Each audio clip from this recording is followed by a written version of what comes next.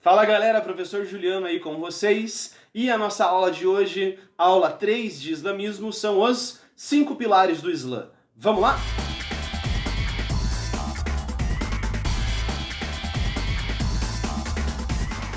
Pessoas lindas do meu coração, vejam, os 5 pilares do islamismo são a base do Islã. São as medidas, são as ações que os muçulmanos devem praticar durante o seu dia a dia, durante a sua vida, para ser um bom muçulmano, certo? Quais são eles então?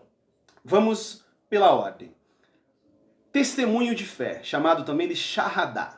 O testemunho de fé é o seguinte, pessoal, o muçulmano tem que ter a crença em apenas um Deus, apenas em Alá, e Maomé é o seu único profeta. Olha que interessante. Maomé é o único profeta que a gente vai ter nessa religião. Eles consideram Jesus como sendo uma pessoa importante. Os muçulmanos consideram importante que todo muçulmano leia tanto a Torá quanto a Bíblia, para que tenham conhecimento dessa vida anterior, nesse período antigo, né, e para que também tenham contato com as visões religiosas ali do cristianismo e do judaísmo. Né? Então, testemunho de fé, todo muçulmano tem que fazer suas orações apenas a Alá e Maomé é o seu único profeta. Ok?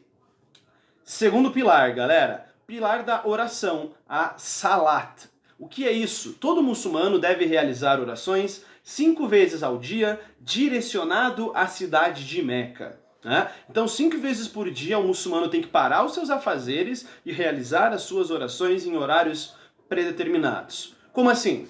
Varia de situação para situação. Varia de muçulmano para muçulmano e de região em que ele está. Um exemplo.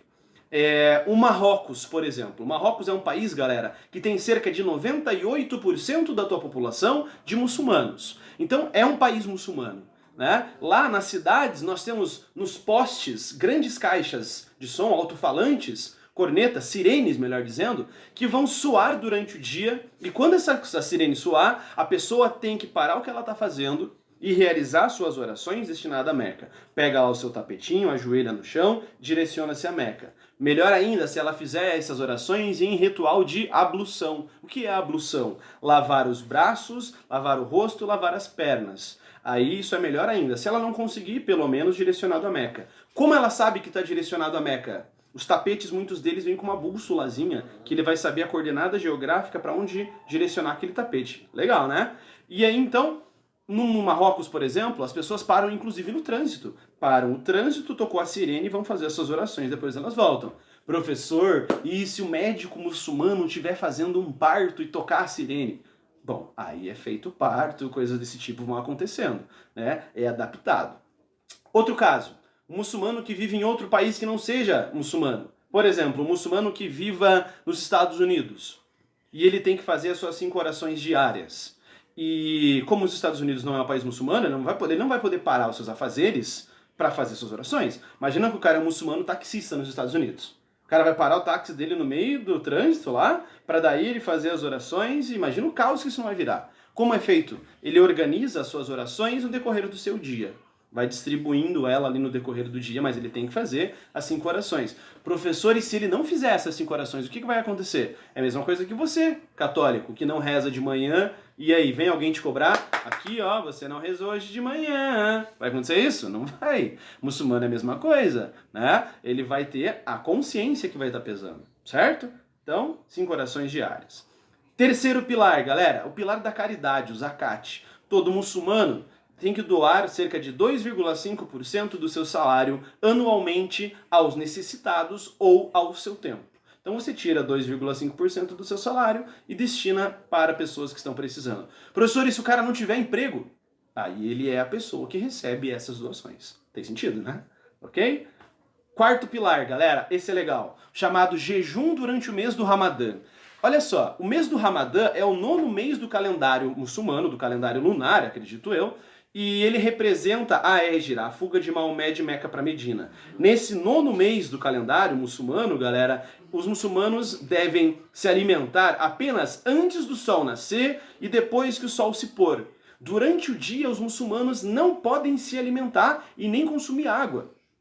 É uma penitência que eles pagam.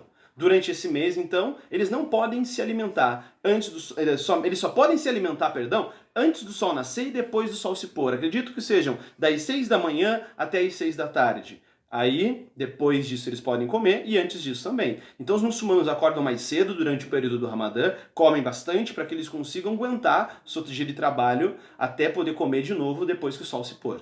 Certo? E olha que interessante. Vamos lembrar, em 2018, nós tivemos uma final da Champions League que foi entre Liverpool e o Real Madrid. Lembra disso? E aí nessa final, nós tínhamos como um dos principais, na verdade, o principal jogador do Liverpool, quem era? Ele mesmo, o Mohamed Salah. Ó, Maomé Salah. O Maomé era o principal jogador do Liverpool. E o que isso tem a ver com a nossa aula, professor? Tudo. Além de que eu tô de vermelho, né? O Maomé, ó, viajei. O Salah, ele é muçulmano, egípcio, né? O Egito é um país de maioria muçulmana. O Salah, ele estava passando os muçulmanos, perdão, estavam passando pelo período do Ramadã. E o jogo, galera, ia ser bem durante a tarde, quando o Maomé de novo o Maomé, quando o Salah já ia estar muito tempo sem comer, e ele ia ter um péssimo desempenho, poderia passar mal durante o jogo, né? Ele estava fazendo o seu jejum, normalmente, como um bom muçulmano, e no horário do jogo ele talvez não tivesse forças para poder jogar. Ah, professor, mas era só ele negar isso aí, comer escondidinho ali, ninguém ia saber. Pois é, mas ele, como um bom muçulmano, não queria romper o seu ritual de jejum durante o Ramadã. O que ele fez? Entra em contato com o líder da mesquita que ele seguia, e esse líder teve contato com outros líderes de outras mesquitas para ver se eles conseguiam liberar o Salah para ele poder comer durante apenas esse dia e depois ele pagar uma penitência um dia a mais durante ficar em jejum. Eles conseguiram isso, tudo bem, o Salah pôde comer. Né? E aí o Salah foi lá, se alimentou, e o que aconteceu no jogo? O maldito do Sérgio Ramos, no primeiro tempo, dá um golpe de judô no Salah e tira ele do jogo. Lembra disso? Ele rompeu o jejum durante o mês do Ramadã para jogar, para o Sérgio Ramos ir lá e tirar ele do jogo. Ok? Então, esse é o jejum durante o mês do Ramadã. Quinto e último pilar, galera, a peregrinação, chamada de Hajj. A peregrinação é o seguinte: todo muçulmano, se tiver condições físicas e financeiras, deve ir pelo menos uma vez até a cidade de Meca, até a cidade sagrada. Não se esquece, condições físicas e financeiras. Não adianta você estar saudável e não ter dinheiro. Você vai vender tua casa para ir viajar para Meca, aí volta de Meca virou mendigo. Não tem sentido.